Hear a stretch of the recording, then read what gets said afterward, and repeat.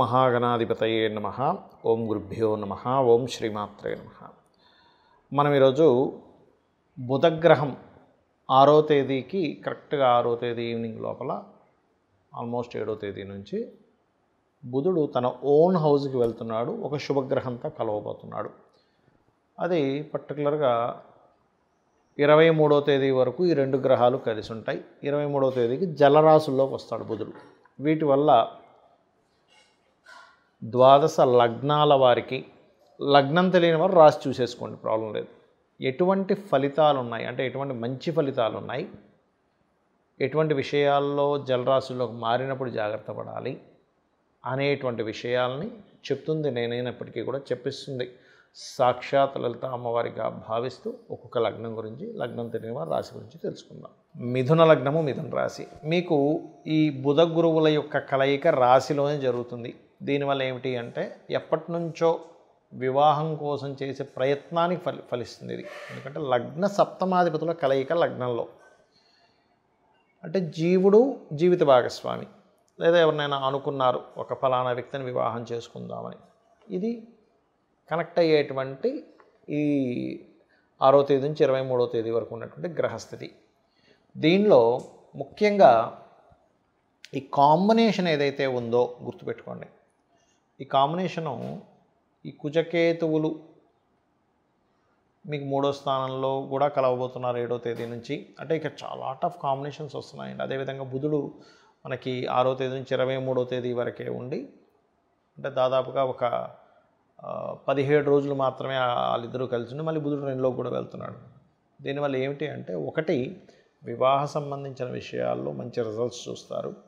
పార్ట్నర్షిప్స్తో కొంతవరకు మీకు కలిసి రావడము. కాకపోతే ఎంతైనా మిథున లగ్నానికి సప్తమ స్థానాధిపతి గురువు అయినందుకు జీవిత భాగస్వామితో, పార్ట్నర్స్తో కొంత స్ట్రెస్ కూడా ఉంటుంది, ఉండదని కాదు. ఎందుకంటే 3వ స్థానంలో కుజకేతువులు ఎప్పుడైతే కలుస్తున్నారో పిశాచ యోగం ఏర్పడుతుందో, అది కాస్త మీరు ఒక్కొక్కసారి మనం మంచికి చెప్పినా అది గొడవకి దారి తీయడము ఉంది. కాబట్టి 7వ తేదీ నుంచి ఆ యొక్క విషయాల్లో 2 నెలల పాటు కొంత జాగ్రత్తగా ఉండాలి. అయితే ఈ ప్రాపర్టీస్ కొనుగోలు చేయడానికి, ఎందుకంటే ఎంతైనా 4వ అధిపతి అవుతున్నాడు అక్కడ బుధుడు. 4వ అధిపతి లగ్నాధిపతి కాబట్టి విద్యా విషయాల్లోని, ప్రాపర్టీస్ కొనుగోలు చేసుకునే విషయంలోని, చేసేటువంటి ఉద్యోగంలో మంచి ఇంప్రూవ్మెంట్స్, ఉద్యోగం కోసం చేసే ప్రయత్నంలో కలిసి రావడం. ఎందుకంటే సప్తమ దశమాధిపతి అవుతాడు గురువు మీకు, మీ మిథున లగ్నానికి ఆ మిథున రాశికి. ఈ సప్తమ దశమాధిపతి లగ్న చతుర్థాధిపతి ఎప్పుడైతే కలుస్తున్నారో, పలానా కోర్స్ షార్ట్ టర్మ్లో చేసి తద్వారా ఉద్యోగం సంపాదించుకోవడానికి కూడా అనుకూలంగా ఉంది ఈ యొక్క 6వ తేదీ నుంచి 23వ తేదీ వరకు ఉండేటువంటి గ్రహస్థితి. కాకపోతే 23వ తేదీ తర్వాత నుంచి ఎప్పుడైతే బుధుడు 2లోకి వెళ్తాడో, అది శత్రుక్షేత్రము బుధుడికి. కాబట్టి మీరు ఏదైనా మనీ ఫలానా దాని మూలంగా, అంటే ఇన్ సెన్స్ ఏదైనా ఒక చూడండి, మనం ఒక్కోసారి ఏమవుతుంటుందంటే ఈ 12th హౌస్, 11th హౌస్, ఇట్లా కొన్ని కాంబినేషన్స్ ఉంటాయి. ఆ రకంగా ఈ 2nd హౌస్లో ఉండేటువంటి గ్రహము, 11th హౌస్లో ఉండే గ్రహం 3లో ఉన్నందుకు, ఈ 2వ స్థానంలో ఉండేటువంటి మారుతున్నటువంటి బుధుడు శత్రుక్షేత్రంలోకి వెళ్తున్నందుకు 23వ తేదీ నుంచి మాత్రం మీరు ఏదైనా వ్యాపార సంబంధించిన విషయంలో, మనీ ట్రాన్సాక్షన్స్ విషయంలో మాత్రం చాలా చాలా జాగ్రత్తగా ఉండాలి. అగ్రిమెంట్స్ అన్నదమ్ములతోని, అప్పులు, ఎవరికైనా అప్పులు ఇచ్చేటువంటి, అప్పులు తీసుకునేటువంటి విషయంలో మధ్యవర్తిత్వంగా ఉండేటువంటి అంశాల్లోని చాలా కేర్గా ఉంటూ, ప్రధానంగా కుంకుమ పసుపు కలిపిన నీటితో రావి చెట్టు కింద ఉన్నటువంటి వాటి మీద కాస్త ప్రదక్షిణం చేసి వాటి మీద కాస్త అభిషేకం చేయండి. అన్ని విధాలా మీకు బాగుంటుంది. మనం చెప్పుకుంటున్నటువంటి ఏదైతే ఈ బుధగ్రహానికి సంబంధించిన విషయం ఏదైతే ఉందో, ఇది ప్రధానంగా ఎవరి మీద ఎఫెక్ట్ ఉంటుంది అంటే విద్యార్థులు. గుర్తుపెట్టుకోండి, విద్యార్థులు బుధగ్రహానికి సూచనగా తీసుకుంటాం, మాస్టర్స్ గురుగ్రహానికి సూచనగా తీసుకుంటాం. సో ఈ బుధుడు గురువు కలయిక వల్ల ఏమిటి అంటే, ఒకటి ప్రపంచవ్యాప్తంగా, దేశవ్యాప్తంగా తీసుకుంటే ఈ రెండు గ్రహాలు ఎప్పుడైతే 6వ తేదీ నుంచి 23వ తేదీ వరకు కలిసి ఉంటున్నాయో, షేర్ మార్కెట్కి ఒక మంచి ఇది, మార్కెటింగ్ రంగాల్లో ఉండేటువంటి వారికి మంచిది. మీరు ఏదైనా ఒక వార్తని స్ప్రెడ్ చేసేటప్పుడు, లేదా మనం చూడండి ఒక్కోసారి ఫలానా డిజిటల్ మార్కెటింగ్ రిలేటెడ్ సంబంధించిన వాటిల్లోని షేర్ మార్కెటింగ్లో ఫలానా దాని మీద ఇన్వెస్ట్మెంట్ చేస్తున్నాము, మీకు గనక మీ జన్మజాతకంలో మంచి టైం నడుస్తుంది.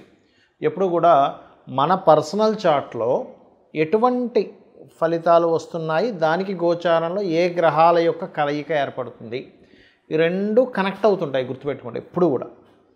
అలా ఎటువంటి కనెక్టివిటీ ఏర్పడుతుంది, ఎటువంటి గోచారం వస్తుంది అనేది పర్టికులర్గా చూసుకోవాలి, గుర్తుపెట్టుకోండి. అలా వాటికి చాలా మంచిది ఇది.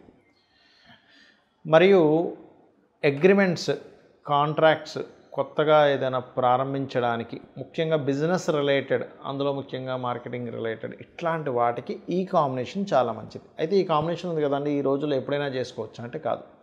మీరు పర్టికులర్గా ఏదైనా ఒక ముహూర్తం పెట్టుకున్నప్పుడు, గుర్తుపెట్టుకోండి, ఏదైనా ఒక ముహూర్తాన్ని పెట్టుకున్నప్పుడు ఆ ముహూర్త సంబంధంగా కలిసి రావడము అనేటువంటిది ఉంటుంది. అయితే ఇందులో చాలామంది అంటారు, ఏమండి ఇప్పుడంతా జ్యేష్ఠ మాసం అని, లేకపోతే తర్వాత ఆషాఢ మాసం అని, తర్వాత ఉండేటువంటి మాసాలు ఏవైతే ఉంటాయో మనకు ఒకసారి కలిసి రాదు కదా, అప్పుడు ఏం చేయాలి అంటే, శాస్త్రంలో అభిజిత్ ముహూర్తం అని ఉంటుంది, అభిజిత్ లగ్నము అని ఉంటుంది. 11:30 నుంచి 12 ఆ ప్రాంతాల్లో ఉంటుంది. 12:30 కొన్ని ఒక్కొక్కసారి ఒక్కో సమయంలో ఉంటుంది. ఎప్పుడైనా ఒక ముహూర్తం పెట్టుకునేటప్పుడు దుర్ముహూర్తం లేకుండా చూసుకోండి. దుర్ముహూర్తము, అదేవిధంగా వర్జ్యం లేకుండా చూసుకోవాలి. వర్జ్యం అనేటువంటిది ఉండకూడదు. చాలామంది తెలియక కేవలం రాహుకాలం చూసుకుంటారు. రాహుకాలం తమిళనాడు సైడ్ వాళ్ళది, మనం పాటించడంలో తప్పేం లేదు, కానీ అది వాళ్ళకి పనికి వస్తుంది. గుళిక కాలం, రాహుకాలాలు. అదేవిధంగా మీ జన్మజాతకంలో కనుక బుధుడు మంచి స్థితిలో ఉండి బుధగ్రహం యొక్క మహాదశలు నడిచేటువంటి వారికి కూడా ఈ బుధ గురువుల యొక్క కాంబినేషన్ మంచి ఫలితాలు ఇస్తుంది. అందులో ఎటువంటి సంశయం లేదు, గుర్తుపెట్టుకోండి. అలాగే మరింత మంచి ఫలితాలు రావాలి ఈ బుధగ్రహ సంబంధించినటువంటి విషయంలో, గురుగ్రహ సంబంధించిన విషయంలో అని చెప్పి చూసుకున్నట్లయితే, మీకు దగ్గరలో ఏదైనా ఆలయం ఉన్నట్లయితే ఆలయం దగ్గరికి వెళ్ళి బుధగ్రహానికి గురుగ్రహానికి మధ్యలో అటు ఇటు 2 గ్రహాలు ఉన్నాయి, గుర్తుపెట్టుకోండి. ఎప్పుడు కూడా ఒక గ్రహం ఫలితం ఇవ్వాలంటే అటు ఇటు ఉండే పాపగ్రహాలు ఉంటే వాటికి రెమెడీ చేసుకోవాలి. అంటే కుజుడు, కేతువు, రవికి రెమెడీ చేసుకున్నట్లయితే 100% బాగుంటుంది, అందులో ఎటువంటి సందేహం లేదు, గుర్తుపెట్టుకోండి. అలాగే మరొక విషయం, గోవులకి క్యారెట్స్, గ్రాసము మరియు గోధుమ రవ్వ తినిపించడం ద్వారా ఆటంకములు ఏర్పడము, అనవసరమైన గొడవలు పడ్డము, ఇటువంటి వాటి నుంచి మీరు బయటపడతారు. ఇది దేశకాల పరిస్థితుల్లో ఒక రకంగా చెప్పాలంటే, మనం గతంలో ఒక 3 నెలల క్రితమే చెప్పుకున్నాం, కొన్ని విభజనలకు దారితీస్తుంది అని. కేతు సింహంలోకి రావడం అనేటువంటిది ఖచ్చితంగా, కేతు ఎప్పుడైతే మనకి 7వ తేదీ వస్తున్నాడో అది రాబోయే ముందే విభజనలకు దారితీస్తుంది. ఖచ్చితంగా కొన్ని పార్టీలు చీలుతాయి. అయితే కొంతమంది అనుకుంటున్నారు కొన్ని పార్టీలు వెళ్ళి ఇంకో పార్టీలో కలుస్తాయని. కలవడం మాత్రం ఎట్టి పరిస్థితులు ఎక్కడా జరగదు ఈ విభజన కార్యక్రమాలలో ఉన్నప్పుడు. కాబట్టి ఖచ్చితంగా ఇది జరగనుంది. ఇక మీరు నిత్యము కూడా ఈ కేతుగ్రహము, కుజగ్రహము సింహరాశిలో ఉన్నప్పుడు దీన్ని పిశాచయోగం కూడా అంటారు. కాబట్టి ఎటువంటి ఇబ్బంది కలగకుండా అనుక్షణము మీరు చేసే ప్రతి పని కూడా సక్సెస్ అవ్వాలి అంటే కనుక సూర్య భగవానుడిని చూస్తూ చక్కగా చెంబులో నీరు తీసుకొని ఇలా పోయండి. ఆ సూర్యుల్లోనే గణపతిని, స్కందుని ఊహించుకుంటూ చేయండి. మీరే చూస్తారు అద్భుతమైనటువంటి రిజల్ట్స్ ఆ యొక్క స్వామివారి మీకు అందించడం జరుగుతుంది. అలాగే ఇంకొక విషయం ఏంటంటే, ఇక్కడ ఈ కుజకేతువులు ఎప్పుడైతే ఈ సింహరాశిలోకి ఉంటున్నారో ప్రధానంగా ఈ అగ్ని సంబంధించినవి, ఇంట్లో ఏదైనా పవర్ రిలేటెడ్ వర్క్ చేసేటప్పుడు కానీ, అంటే దేశంలో అందరికీ పనిచేస్తుందండి ఇది. ఈ పవర్ వర్క్ చేసేది, లేదా స్త్రీలు ఈ స్టవ్ దగ్గర వంట వండేటువంటి సమయంలోని ప్రధానంగా జాగ్రత్తగా ఉండాలి. ఇందులో మరొక విషయం ఏంటంటే, మనకి స్లీపర్ సెల్స్తోని దేశం మీద కొంత ఇబ్బంది ఉంది. కాబట్టి ఈ స్లీపర్ సెల్స్ రిలేటెడ్ సంబంధించినటువంటి విషయాలలో, లేదా ఏదైనా ముఖ్యంగా ఈ 2 నెలలు కలిసి ఉంటాయి కుజకేతువులు ముఖ్యంగా కలిసి ఉన్నందుకు, ఏదైనా పుణ్యక్షేత్రాలకి, పుణ్యతీర్థాలకి, ఆలయాలకి రద్దీ ఎక్కువగా ఉండేటువంటి ప్రదేశాల్లో కూడా కాస్త జాగ్రత్తగా ఉండండి. బికాజ్ ఆఫ్ ఈ కుజకేతువులు కలవబోతున్నారు ఇక నెక్స్ట్. సో చాలా కేర్గా ఉండాలి. ఒక 2 నెలల పాటు కలిసి ఉంటారు. మరియు ఎక్కడికైనా మీరు బయలుదేరేటప్పుడు గణపతిని, స్కందుని తలుచుకు బయలుదేరండి. అప్పుడు ఇటువంటి విషయాల్లోనే మీరు బయటికి వెళ్ళి ఇబ్బంది పడకుండా ఉంటారు. శ్రీమాత్రేయ నమః.